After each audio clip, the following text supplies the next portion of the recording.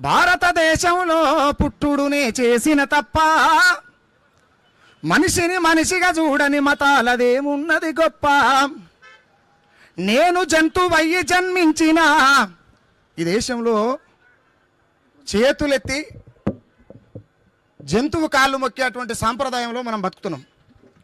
అందుకు నాకు ఒక ఆలోచన వచ్చి నేను ఏం చేసిన అంటే, నేను జంతువయ్యి జన్మించిన ఈ జగమే నా కాళ్ళు మొక్కును, నేను బండరాయినై పుట్టిన భగవంతుడాని పూజిద్దురు.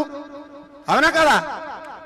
భారతదేశంలో మనువాదం అంతులేని కులగజ్జిమయం, భారతదేశంలో పుట్టుడునే చేసిన తప్ప మనిషిని మనిషిగా చూడని కులాలదేమున్నది గొప్ప. చెదలుకు పుట్టిన పుట్టకు పూజలు, నేల పాలాయ పాలదారలు, చెదలుకు పుట్టిన పుట్టకు పూజలు, నేల పాలాయ పాలదారలు, ఆవు మూత్రమే అమృతం అంటూ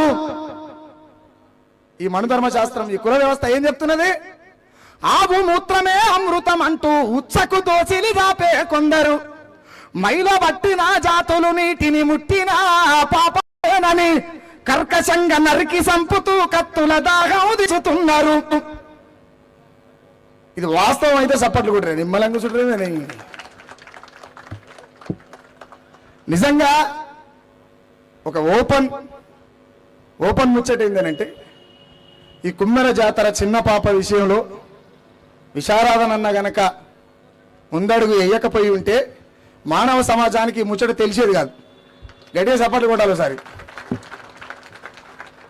ఎందుకు అంటే, ఈ తెలంగాణలో ఉన్నటువంటి వాళ్ళు కొన్ని కుల సంఘాలు, కొన్ని మత సంఘాలు, కొన్ని ప్రజా సంఘాలు, కొన్ని ఉద్యమ సంఘాలు, కొన్ని పార్టీ సంఘాలు, ప్రతిపక్షాలు, ఓట్ల అవసరం ఉన్నటువంటి నాయకులు